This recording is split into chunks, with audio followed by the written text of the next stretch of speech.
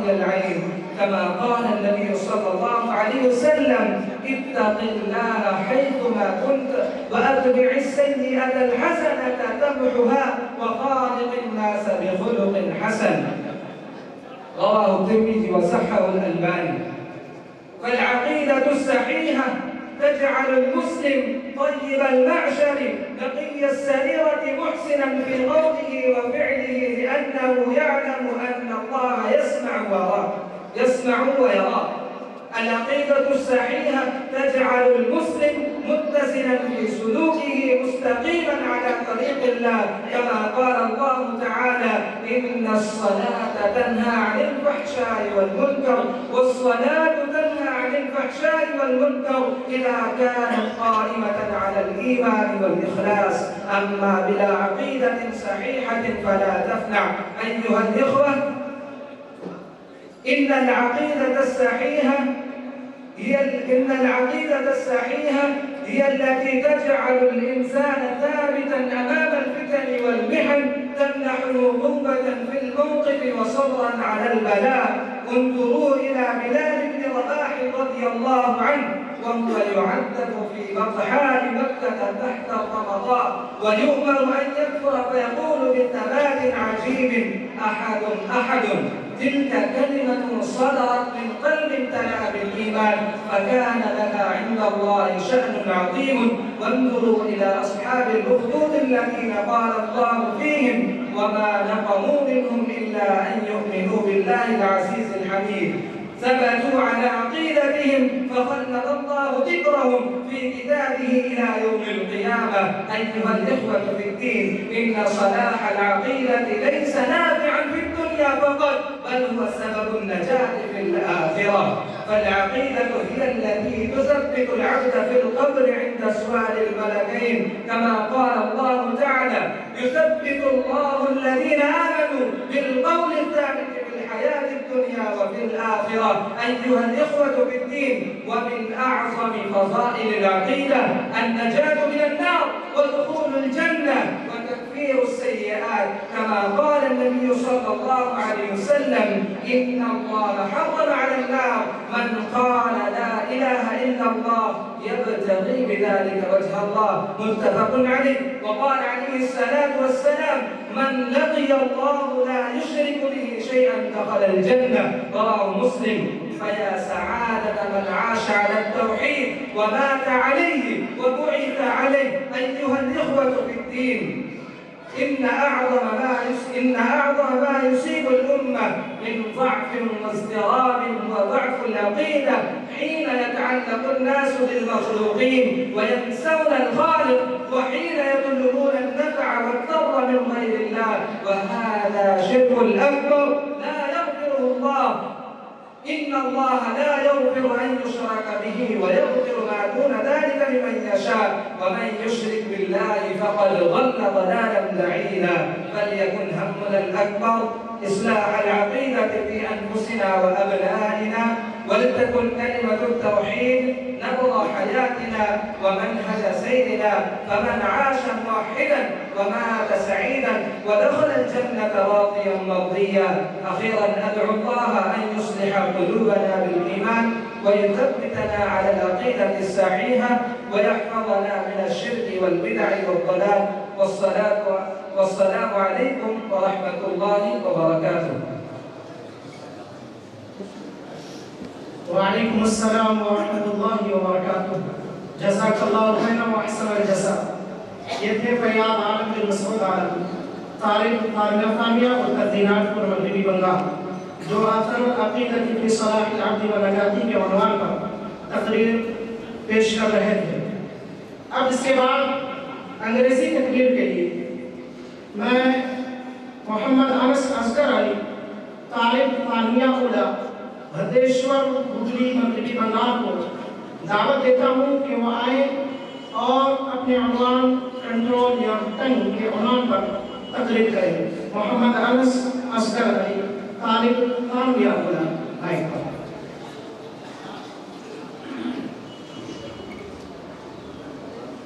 السلام علیکم ورحمۃ اللہ وبرکاتہ۔ الحمد للہ رب العالمین، والصلاة المبارك عليه وعلى آله وأصحابه ومن تبعهم بإحسان إلى يوم الدين. أما بعد، فأعوذ بالله من الشيطان الرجيم. بسم الله الرحمن الرحيم. قال الله تبارك وتعالى في قرآنه المجيد: يا أيها الذين آمنوا اتقوا الله حق تقاته ولا تموتن إلا وأنتم مسلمون. Honorable President, respected teachers or guests, and my dear audience, today I am going to deliver my speech on the topic of protection of the tongue. My dear audience,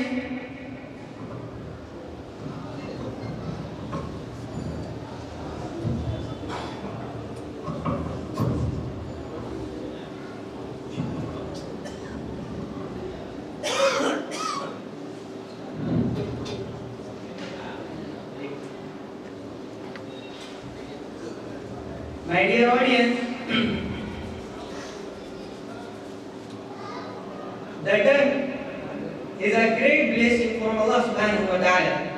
And just as it is a great blessing, it is also a powerful sign of Allah's might and wisdom. As Allah Almighty says in the Holy Quran, وَمِنْ آيَاتِهِ خَلْقُ السَّمَاوَاتِ وَالْأَرْضِ وَاخْتِلَافُ أَلْسِنَتِكُمْ وَأَلْوَانِكُمْ إِنَّ فِي ذَلِكَ لَآيَاتٍ لِلْعَالَمِينَ. Just as the creation of the heaven and the earth and the diversity of people colors are great sign of Allah's power, in the same way the diversity of your language and dialect is also a great sign of Allah's might. My dear audience, if a person uses his tongue in the correct manner, then regarding such a person, the Prophet Muhammad sallallahu alaihi wasallam said, من يضمن لي ما بين لحييه وما بين رجليه أضمن له الجنة. Whoever guarantees me the protection of what is between his jaws, means his tongue, and what is between his legs, means his private parts, I guarantee him Jannah, I guarantee him paradise. My dear audience, and Allah Rabbul Alameen has also said regarding the correct use of the tongue, يا أيها الذين آمنوا اتقوا الله وقولوا قولا سديدا يصلح لكم أعمالكم ويغفر لكم ذنوبكم ومن يطع الله ورسوله فقد فاز فوزا عظيما. Only who believe in Allah and speak words of righteousness and truth, so that Allah may rectify your deeds, forgive your sins. And whoever obeys Allah and His Messenger is indeed attained a great success. The Prophet Muhammad sallallahu alayhi wa sallam said, من كان يؤمن بالله واليوم الآخر فليكن خيرا أو ليصمت. Whoever believes in Allah Ta'ala and the day of judgment and the day of Qiyamah and the day of Akhirah should speak good and truthful words, or else remain silent. My dear audience, reflect upon how powerful and comprehensive this hadith is regarding the tongue. Whenever the tongue moves, it should move for goodness, benefit, and righteousness. And if one is not able to utter good words, my dear audience, then keeping the tongue silent is better. The tongue is small in size, but its impact is enormous. With the same tongue, a person can Allah's pleasure or invite His displeasure. Therefore, let us make a firm intention today to use our tongue only for truth, goodness, benefit, remembrance of Allah, and peace bringing among people. At last, I pray to Allah subhanahu wa ta'ala to protect our tongue, forgive our sins, and grant us success in this dunya and the akhirah, in this world and the akhirah. Ameen. Ya Rabbil Alameen. Wassalamu alaikum wa rahmatullahi wa barakatuh. وعليكم السلام ورحمۃ اللہ وبرکاتہ. جزاک اللہ خیرا واحسن الجزا. یہ تھے محمد انس اصغر علی، طالب ثانویہ اولا بھدیشور ہبلی مغربی، آپ کے سامنے اپنی تقریر پیش کر رہے تھے. اب اس لسٹ کے آخری خطیب محمد اکرم بن سلیم رضا، طالب اعدادی مقدمات مغربی بنگال کو میں دعوت دیتا ہوں تقریر کی وضاحت کریں۔ آپ کا عنوان ہے حفظ قرآن کی اہمیت، طالب محمد اکرم بن سلیم رضا۔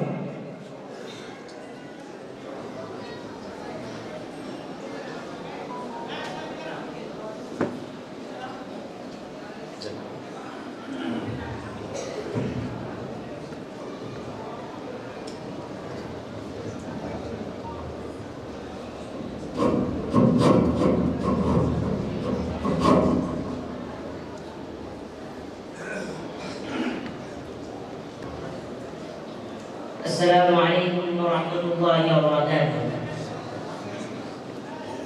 الحمد لله رب العالمين، والصلاة والسلام على رسوله الأمين وعلى آله وأصحابه أجمعين ومن تبعه بإحسان إلى يوم الدين، أما بعد، فأعوذ بالله من الشيطان الرجيم. بسم الله الرحمن الرحيم. وننزل من القرآن ما هو شفاء ورحمة للمؤمنين. وقال النبي صلى الله عليه وسلم: خيركم من تعلم القرآن وعلمه.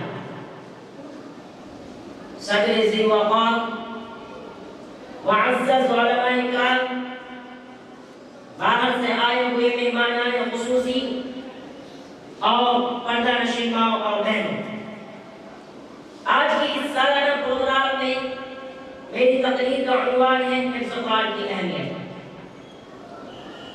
برادران اسلام، قرآن مجید وہ عظیم آسمانی کتاب اور سرچشمہ ہدایت ہے، اس میں زندگی کے ہر شعبے سے متعلق ضروری رہنمائی ہے۔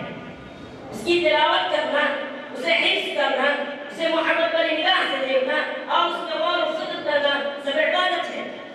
اللہ تعالیٰ ہر قرآن پاک کی اہمیت اور مقام مرتبہ سے آگاہ کرتے ہوئے ارشاد فرماتا ہے: ہدی للناس وبینات من الہدی والفرقان۔ اس قرآن میں لوگوں کی ہدایت، رہنمائی اور فیصلہ کی روشن باتیں، اس مقدس کلام کی تلاوت شفا اور رحمت کا باعث ہے۔ اللہ رب العالمین قرآن پاک میں ارشاد فرماتا ہے: وَنُنَزِّلُ مِنَ الْقُرْآنِ مَا هُوَ شِفَاءٌ وَرَحْمَةٌ لِلْمُؤْمِنِينَ۔ ہم قرآن میں وہ چیز اتارتے ہیں جو ایمان والوں کے لیے شفا اور رحمت ہے۔ میرے محترم بھائیوں، حفظ قرآن کی اتنی اہمیت ہے، اس کا اندازہ اس بات سے لگائیے کہ اللہ رب العالمین نے اس کے ہر حرف کی تلاوت کے عوض 10 نیکیاں رکھی ہیں۔ حضرت سیدنا عبداللہ بن مسعود رضی اللہ عنہ سے روایت ہے کہ رسول اللہ صلی اللہ علیہ وسلم نے ارشاد فرمایا: من قرأ حرفا من كتاب الله فله به حسنة والحسنة بعشرة أمثالها. لا أقول ألف لام ميم حرف ولكن ألف حرف ولام حرف وميم حرف۔ اس نے کتاب اللہ کا ایک حرف پڑھا، اس کے لیے اس کے عوض ایک نیکی ہے اور ایک نیکی کا ثواب 10 گنا ہوتا ہے۔ میں نہیں کہتا کہ الف لام میم ایک حرف ہے، بلکہ الف ایک حرف ہے، لام ایک حرف ہے اور میم ایک حرف ہے۔ لہذا جن لوگوں نے کلام مجید کی اہمیت کو جانا، اسے سمجھ کر پڑھا، یاد کیا اور اس کے احکام پر عمل کیا، وہ یقیناً کامیاب و کامیاب انسان کی راہ ہے۔ محترم سامعین، قرآن مجید ہم مسلمانوں کے لیے اللہ تعالیٰ کی ایک خاص نعمت ہے۔ اس کو سیکھنے، سکھانے اور اسے زبان یاد کرنے والے کی قدر کی جائے میں کم ہے۔ حضرت سیدنا عثمان غنی رضی اللہ عنہ سے روایت ہے کہ نبی صلی اللہ علیہ وسلم نے ارشاد فرمایا: خیرکم من تعلم القرآن وعلمه، رواه البخاری۔ تم میں بہترین شخص وہ ہے جو خود قرآن پاک سیکھے اور دوسروں کو بھی سکھائے۔ لہذا جو قرآن کریم پڑھے ہوئے نہیں ہیں، انہیں چاہیے کہ جلد از جلد صحیح طور پر قرآن پاک پڑھنا سیکھ لے اور اپنے بچوں کو بھی اس کی تعلیمات سے روشناس کرائیں۔ ایک بیان میں ہے کہ نبی صلی اللہ علیہ وسلم نے ارشاد فرمایا: یقال لصاحب القرآن اقرأ وارتقي ورتل كما كنت ترتل في الدنيا فإن منزلتك عند آخر آية تقرأها۔ صاحب قرآن کو قیامت کے روز کہا جائے گا: پڑھتا جا اور جنت کے درجات چڑھتا جا اور اس طرح آہستہ آہستہ تلاوت کر جیسا کہ دنیا میں کرتا تھا، بس تیرا مقام وہاں ہوگا جہاں تیرے آخری آیت کی تلاوت ختم ہوگی۔ یعنی اتنا زیادہ قرآن حفظ ہوگا اتنا ہی اونچا مقام ملے گا۔ سبحان اللہ، کیا بلند مقام حافظ قرآن کا۔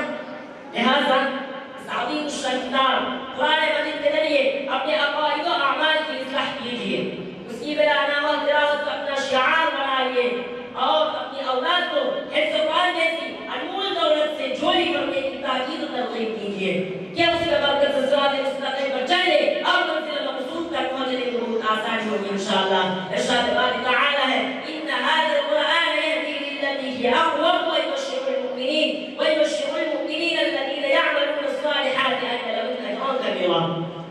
یقیناً یہ قرآن وہ راہ دکھاتا ہے جو سب سے سیدھی ہے اور ایمان والوں کو جو اچھے کام کرے میں خوشخبری سناتا ہے بڑے ثواب کی۔ آخر میں اللہ تعالیٰ سے دعا ہے کہ اللہ تعالیٰ ہم سب کو قرآن مجید حفظ کرنے، اس کو پڑھنے، اس کو حفظ کرنے، اس کو سیکھنے سکھانے اور اس قرآن مجید کے ذریعے جنت الفردوس تک پہنچنے کی توفیق عطا فرمائے، آمین۔ وآخر دعوانا ان الحمد للہ رب العالمین والسلام علیکم ورحمۃ اللہ وبرکاتہ۔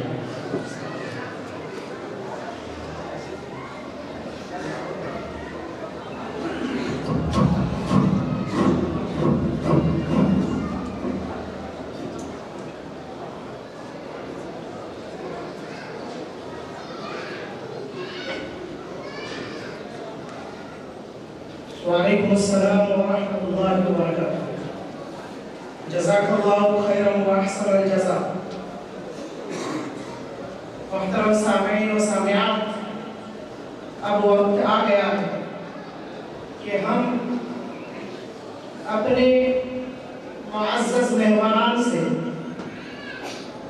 قیمتی نصائح سماعت کریں، لہذا بڑے ہی ادب و احترام کے ساتھ استاد محترم فضیلت الشیخ خورشید عالم مدنی حفظہ اللہ، استاد جامعہ سلفیہ مرکزی دارالعلوم بنارس کو تعارفاتی کلمات پیش کرنے کے لیے میں مدعو کرتا ہوں کہ آپ تشریف لائیں اور ہمیں قیمتی نصائح سے نوازیں۔ فضیلت الشیخ خورشید عالم مدنی حفظہ اللہ۔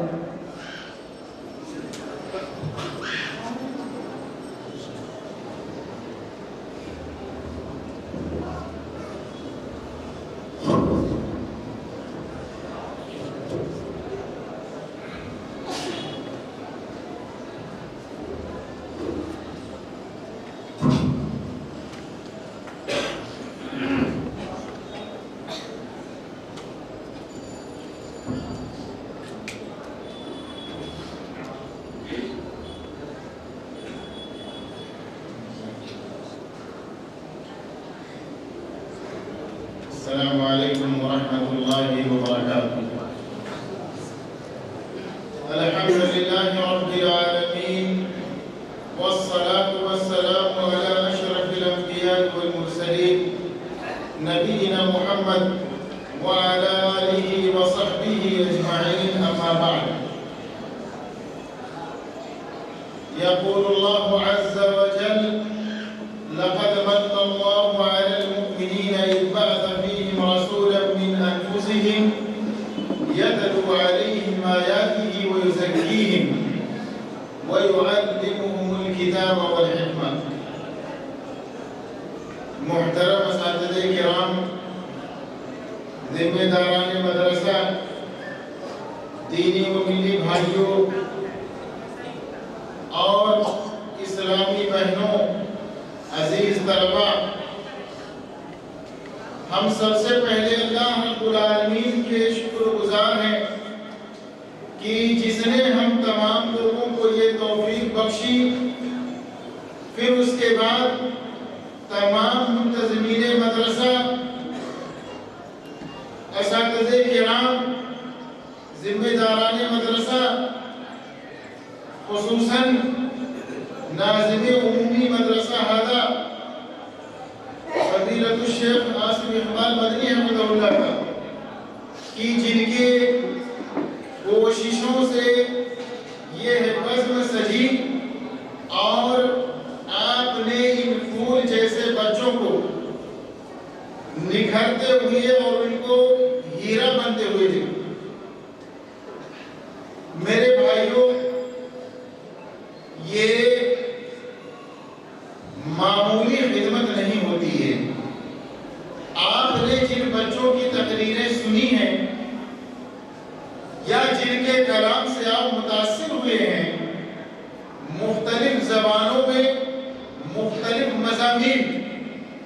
ان کے پیچھے کی محنت آپ نے نہیں دیکھی ہے، کتنی دو کرنی ہوتی ہے، کیسے نکھارنا پڑتا ہے اور کن مسائل و مشکلات کا سامنا کرنا پڑتا ہے۔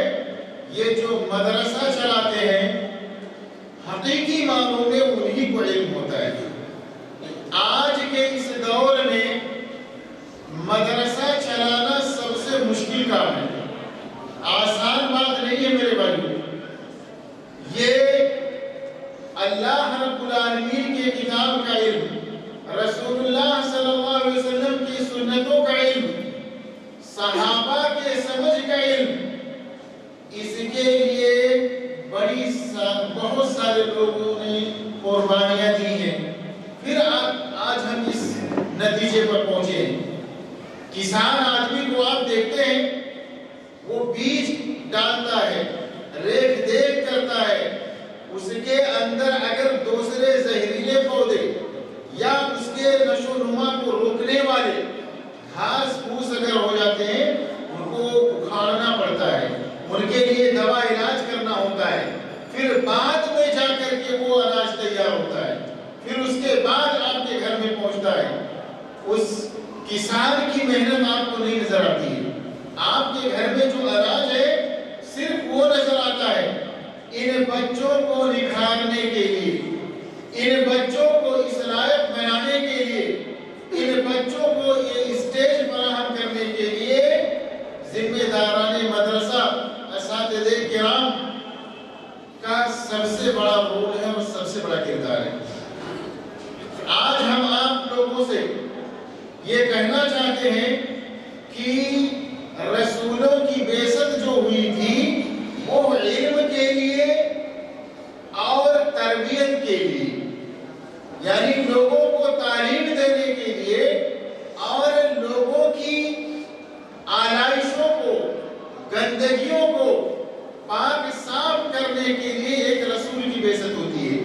اللہ رب العالمین نے سب سے بڑا احسان یہی قرار دیا ہے، لَقَدْ مَنَّ اللَّهُ عَلَى الْمُؤْمِنِينَ إِذْ بَعَثَ فِيهِمْ رَسُولًا مِنْ أَنفُسِهِمْ يَتْلُو عَلَيْهِمْ آيَاتِهِ وَيُزَكِّيهِمْ وَيُعَلِّمُهُمُ الْكِتَابَ وَالْحِكْمَةَ کہ اللہ رب العالمین نے احسان کیا ہے مومنوں پر کہ انہی میں سے رسول بھیجا جو اللہ رب العالمین کی آیتیں پڑھ کر کے سناتا ہے، ان کا تزکیہ کرتا ہے، انہیں تعلیم دیتا ہے۔ یہی وہ وراثت ہے جس کو یہ مدارس سنبھالے ہوئے ہیں، یہی وہ مدارس ہیں جن کا امتداد نبوی دور میں اصحاب صفہ جیسی یونیورسٹی کی تھی۔ آج یہ وہ مدارس، آج یہ مدرسہ اسی اصحاب صفہ یونیورسٹی کی ایک برانچ ہے جس کو نبی صلی اللہ علیہ وسلم نے اپنے دور میں قائم کیا تھا، جس سے لوگوں کی اصلاح ہوتی تھی، لوگوں کے اخلاق درست کیے جاتے تھے، لوگوں کو جینے کا سلیقہ سکھایا جاتا تھا، لوگوں کو معاملات کیسے کریں یہ بتایا جاتا تھا، اللہ رب العالمین سے ان کے تعلقات کیسے ہوں یہ بتایا جاتا تھا۔ آج وہی ذمہ داری یہ ہے مدارس اپنے کندھوں پر اٹھائے ہوئے ہیں، یہ ہماری سب کی ذمہ داری ہے، یہ کسی ایک فرد کی ذمہ داری نہیں ہے، یا صرف علماء کی ذمہ داری نہیں ہے، بلکہ تعلیم کو عام کرنا، علم سکھانا ہم تمام لوگوں کی ذمہ داری ہے، مرد و خواتین تمام لوگوں کی۔ آپ دیکھیں اللہ کے رسول صلی اللہ علیہ وسلم کے زمانے میں کہ علم سے جس قدر فائدہ مردوں نے اٹھایا، عورتیں بھی پیچھے نہیں رہی۔ جس طرح مردوں نے تعلیم کو عام کیا، عورتوں نے بھی عام کیا۔ آپ یہ نہ سوچیں کہ اس میں خواتین مستثنیٰ ہیں یا ہم تمام لوگ نہیں، سارے لوگوں پر فرض ہے۔ یہ وہ وراثت ہے جنہیں ہم سب کو سنبھالنا چاہیے، اور آپ یہ نہ سوچیں ہماری بہنیں کہ ہم خواتین ہیں، ہماری ذمہ داری نہیں ہے، نہیں، آپ کو عائشہ رضی اللہ تعالیٰ عنہا کی وراثت کو سنبھالنا ہے۔ آپ یہ مت سوچیں کہ ہمارا مرتبہ تعلیمی ناحیے سے کم ہے، بالکل نہیں۔ آپ اگر حدیث کی کتابیں دیکھیں گے، اگر آپ تاریخ کے واقعات پڑھیں گے، آپ دیکھیں گے کہ جو روایت کا درجہ ابو بکر صدیق رضی اللہ تعالیٰ عنہ کا ہے وہی روایت کا درجہ عائشہ صدیقہ رضی اللہ تعالیٰ عنہ کا ہے. جو روایت کا درجہ ابو ہریرہ رضی اللہ تعالیٰ عنہ کا ہے وہی روایت کا درجہ ام شیمہ وغیرہ کا ہے. عورتیں خواتین یہ پیچھے نہیں رہی ہیں علم کے میدان میں. کتنے ایسے عجیبہ تھی، شاعرہ اور محدثہ تھی، یہاں تک کہ حافظ ابن حجر رحمہ اللہ نے درر کاملہ میں 170 محدثہ کا تقریباً ذکر کیا ہے جن سے اجلہ اساتین علم و فضل نے استفادہ کیا ہے اور حدیث روایت کی. 8ویں صدی ہجری کے محدثات کا بیان کیا ابن حجر رحمہ اللہ. اور آپ یہ دیکھیں اللہ رب العالمین نے خواتین کے لیے بھی سورہ نساء کی ایک آیت ہی خاص کر دی. یہاں تک کہ سورہ طلاق کو بھی بعض لوگ چھوٹی سورہ نساء کہتے ہیں. تو یہ روایت کے معاملے میں خواتین کا درجہ مردوں سے کمتر نہیں ہے، بلکہ میں اپنے علم کی حد تک کہتا ہوں کہ ہم جب رجال کو دیکھتے ہیں، راویان حدیث کو جب ہم کھنگالتے ہیں، بہت سارے راویان آپ کو ایسے ملیں گے کہ جن پر جھوٹ کا الزام ہوتا ہے، فاحش الغلط ہوتے ہیں، ان پر جھوٹ کا سنگین الزام ہوتا ہے اور یہ چیزیں ہوتی ہیں. لیکن کبھی کسی راویہ کے سلسلے میں نے نہیں دیکھا کہ کسی نے جرح کیا ہو کہ یہ جھوٹی تھی. یہ ہماری بہنیں آپ یہ سوچیں کہ آپ سب کو عائشہ رضی اللہ تعالیٰ عنہ کی وراثت کو سنبھالنا ہے تو آپ بھی ذمہ دار ہیں. تو آج یہ جو مدارس ہیں ہمیں احسان مند ہونا چاہیے جو لوگ اس کی دیکھ ریکھ کرتے ہیں، جو لوگ آپ کے بچوں کی زندگیوں کو سنوارتے ہیں، جو لوگ دن اور رات ہمیشہ آپ کے لیے آن ڈیوٹی رہتے ہیں. دنیا کے اندر آپ دیکھیں کہ ہر کوئی اپنے کام سے کام رکھے ہوئے ہے. واحد یہ ایسی قسم ہے جو بنا اجرت اور معمولی چند فیس کے ذریعہ، چند اور معمولی فنڈ اور محدود وسائل کے ذریعہ اس تعلیم کو، قال اللہ و قال رسول کی صداؤں کو اور اللہ رب العالمین کے روشن چراغ کو یہ لوگ کی حفاظت کیے ہوئے ہیں. ایسے لوگوں کا ساتھ دے. یہ دنیا ہمیشہ نہیں رہنے والے میرے بھائیوں، اس دنیا میں کوئی ہمیشہ رہنے کے لیے نہیں آیا.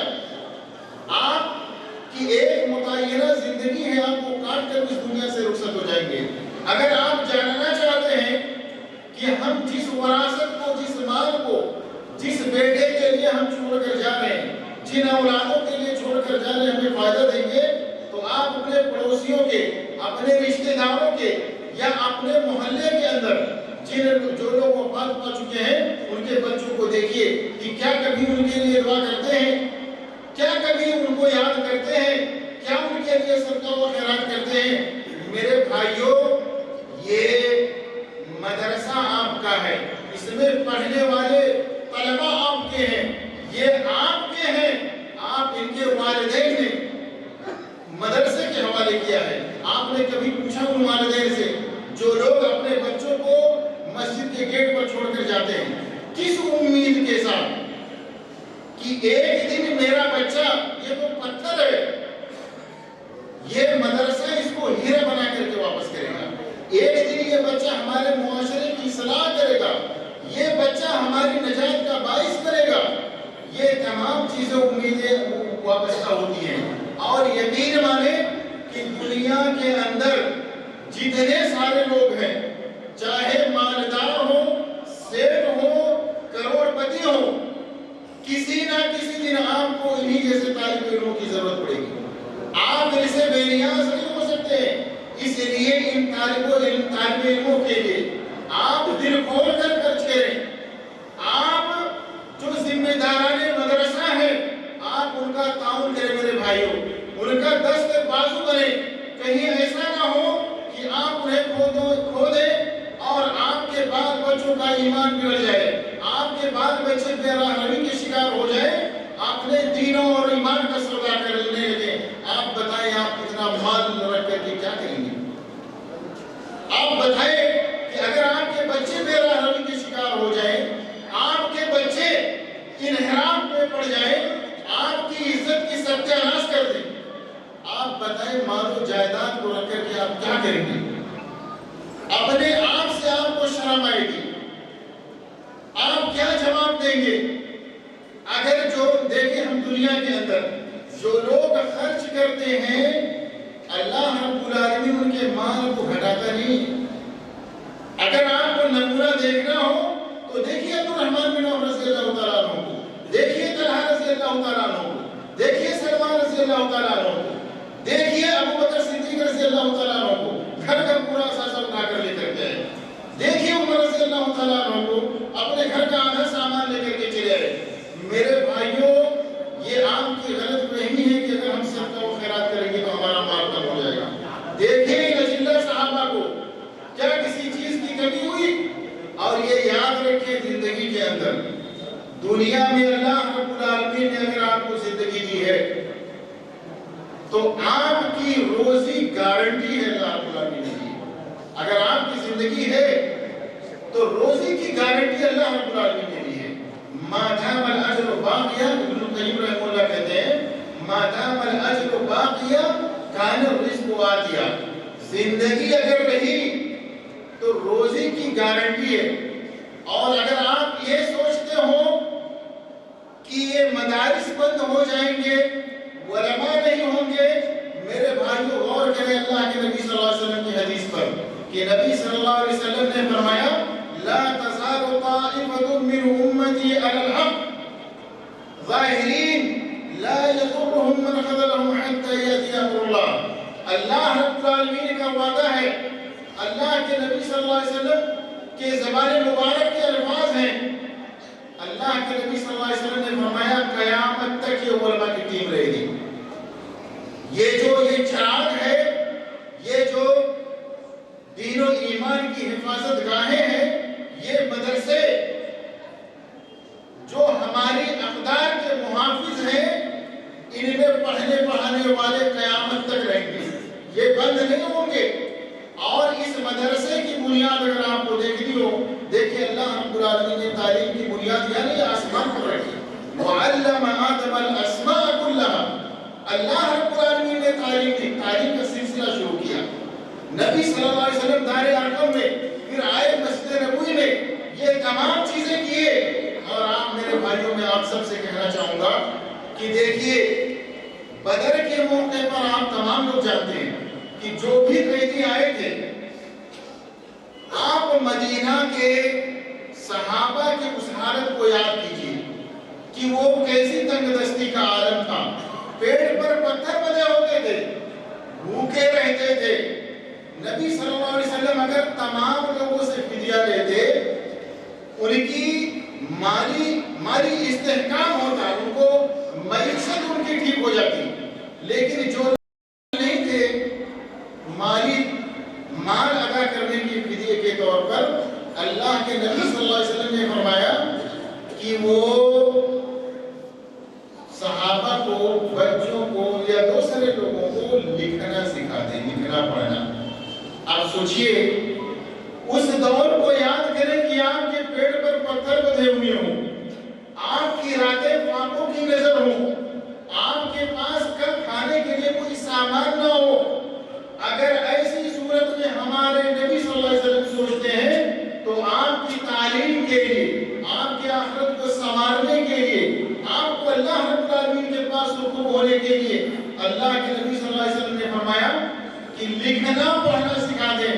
میرے بھائیوں، آج جو لوگ بھی پڑھے لکھے ہوں، جو لوگ بھی چاہے ڈاکٹر ہو، انجینئر ہو، بزنس مین ہو یا سیاست داں ہو، میرے بھائیوں سب سے پہلے اگر کسی چیز کو آپ کو کرنا ہے تو رسول اللہ صلی اللہ علیہ وسلم کی اس عمل کو آپ کو دہرانا ہوگا کہ سب سے پہلے اگر کوئی ریاست قائم ہوگی، سب سے پہلے اگر مسلمانوں کا معاشرہ وجود میں آئے گا، سب سے پہلے مسلمان جہاں متحد ہوں گے تو ان کو سب سے پہلے اپنے دین و ایمان کی حفاظت کرنے والے مدارس کی اور تعلیم کی ذمہ داری ان کے سر ہوگی، جتنے لوگ ہوں گے۔ دیکھیں اللہ کے نبی صلی اللہ علیہ وسلم کہ سب سے پہلے انتظامات کی انہوں نے گوارا کیا کہ ہماری کروٹیں بھوکوں کی نظر ہو جائیں، ہمیں چین و سکون نہ ملے، ہمیں بھرپور کھانا پیٹ بھر نہ ملے،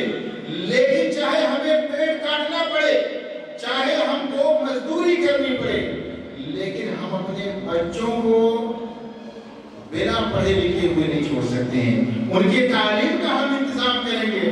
آج اللہ رب العالمین نے آپ کو یہ مدرسہ نعمت کے طور پر ملا ہے، میرے بھائیوں اس میں تعاون کریں۔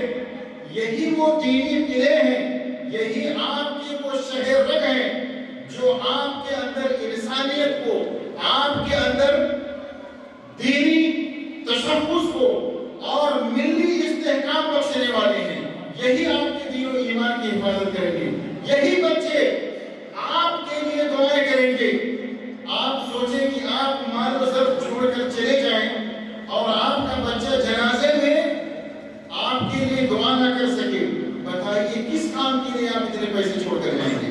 جس کو آپ وارث بنا رہے ہیں وہ پیٹ میں جیب ہاتھ ڈال کر کے کھڑا ہو جائے گا، وہ دعا بھی نہیں کرے گا۔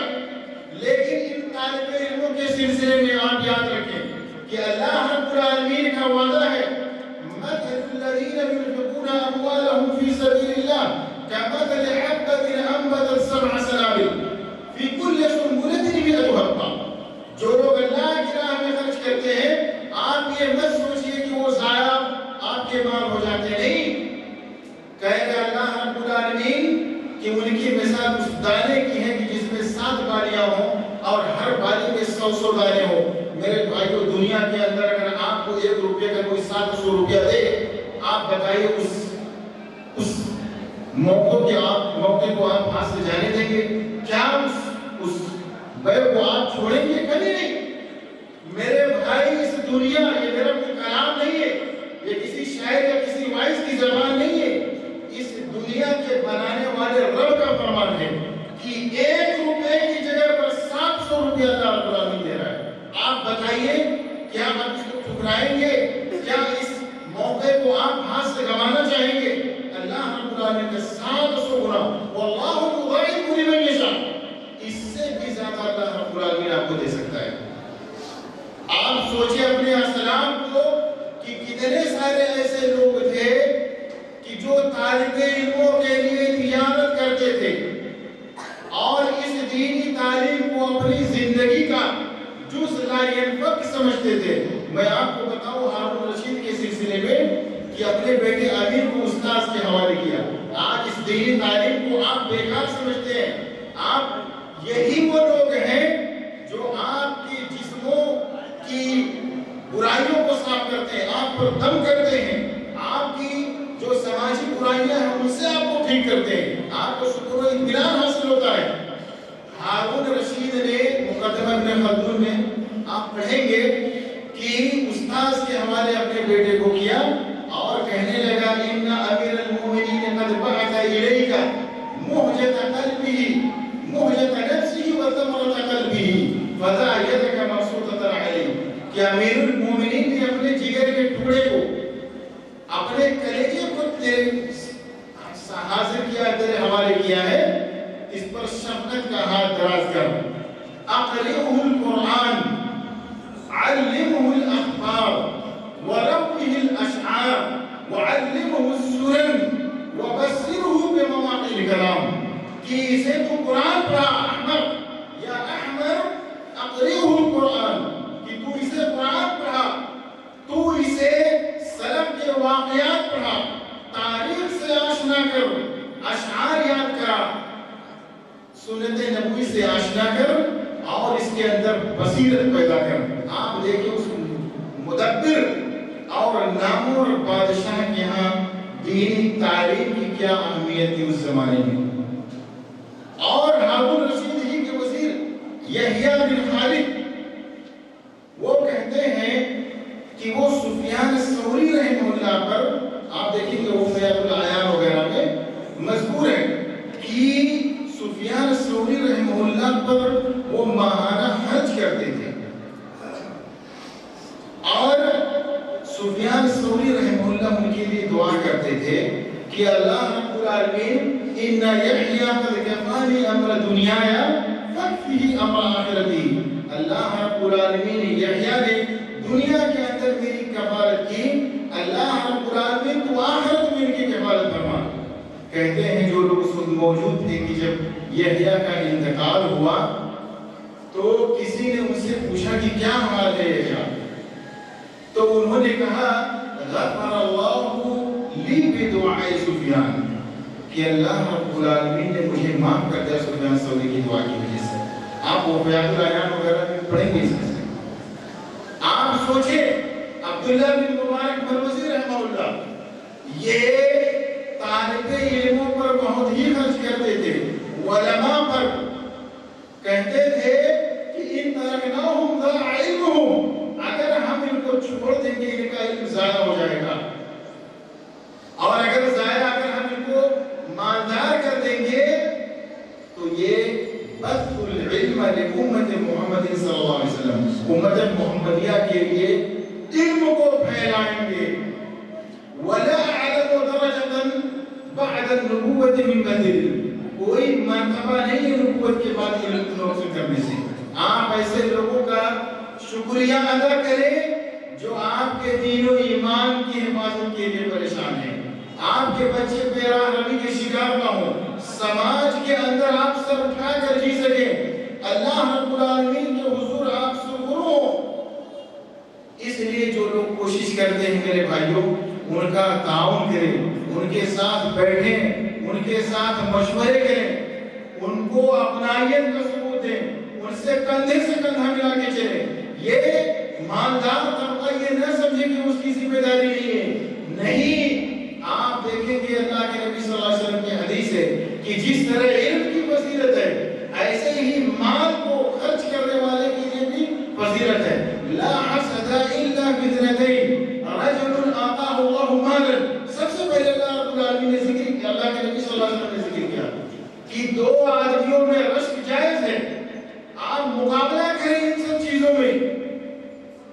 एक वो आदमी जिसको अल्लाह ने माल दिया और वो अल्लाह के रास्ते में खर्च करता है, और दूसरा वो आदमी जिसको अल्लाह ने इल्म और हिकमत से नवाजा, वो फैलाता है। देखिए दोनों आदमियों का मर्तबा। आप ये ना सोचें कि हम मालदार हैं, हम खर्च करेंगे, नहीं।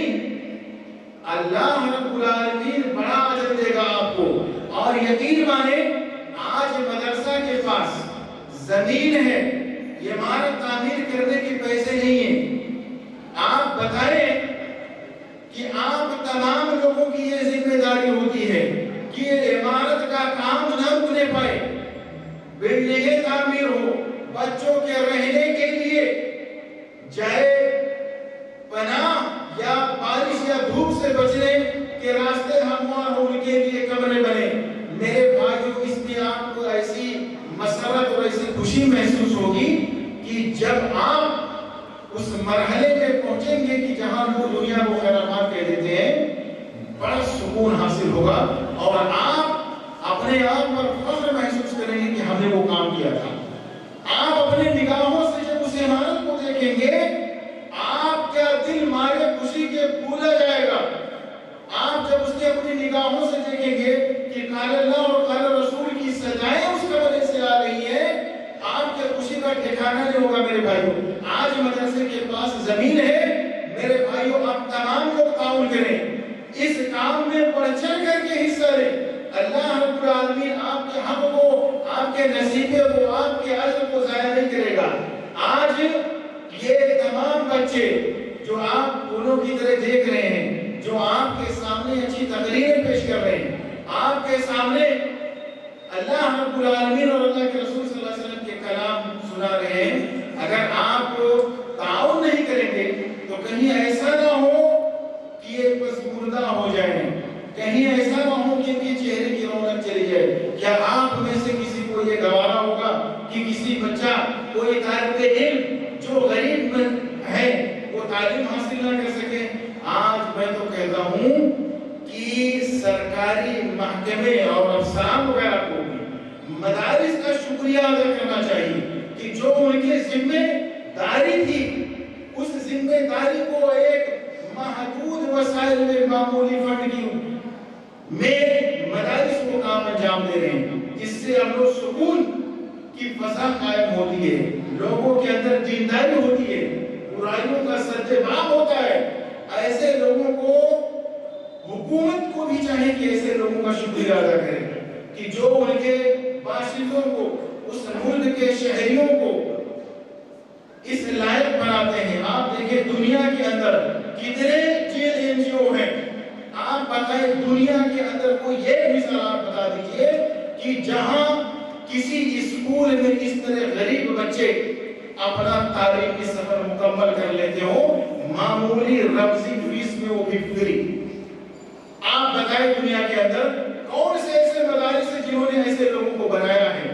آپ بتائیں اگر یہی مدارس یہ کام کرتے ہیں جو غریب بچے ہیں جن کے والدین کے پاس کمائی کا ذریعہ نہیں ہے جو یتیم ہیں اگر انہی بچوں کو سڑکوں سے اٹھا کر مدارس ان کے پیروں پر انہیں کھڑا کرتے ہیں جس میں آپ سب کی تعاون کی ضرورت ہوتی ہے واللہ آپ کو خوشی محسوس ہوگی اور ایسی خوشی محسوس ہوگی کہ اس ضرورت کو آپ پوری کر کے دیکھیں.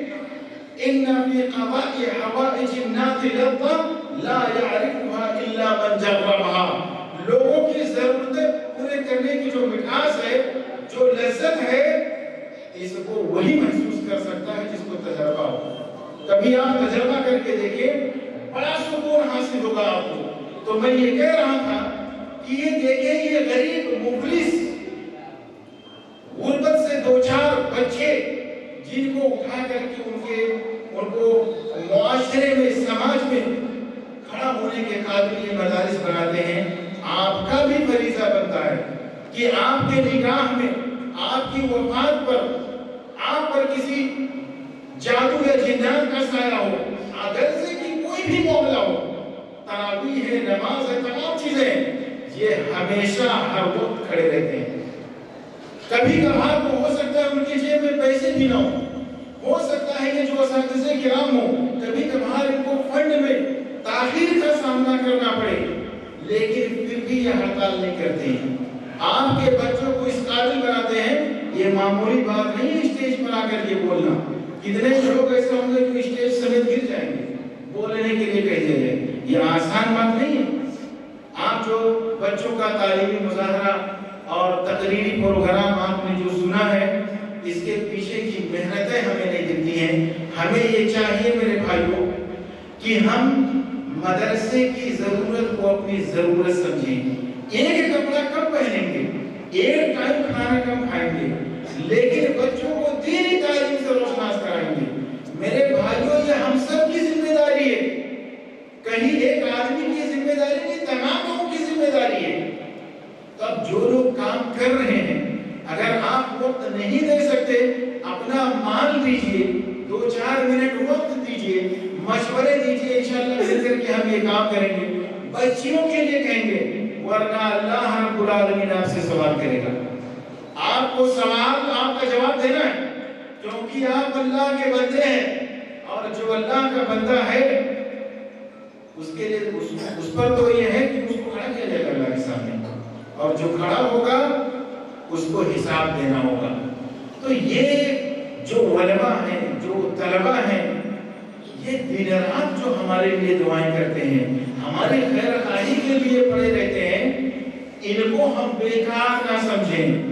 یہی ہمیں صحیح غلط کی تمیز کراتے ہیں. یہی ہمیں عبادت کیسے کرنی ہے سکھاتے ہیں. یہی ہمارے ایمان کی حفاظت کرتے ہیں. یہی آپ کی شہر رگ ہے.